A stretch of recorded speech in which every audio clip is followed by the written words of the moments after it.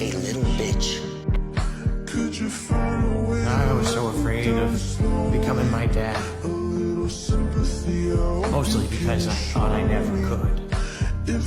I stayed because every time you threw a brick at my head or said I smelled, it hurt.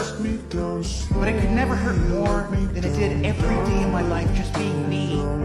I wouldn't kill him because he looked as frightened as I was. I looked at him and I saw myself. He was there, okay? The peacock was there the last time I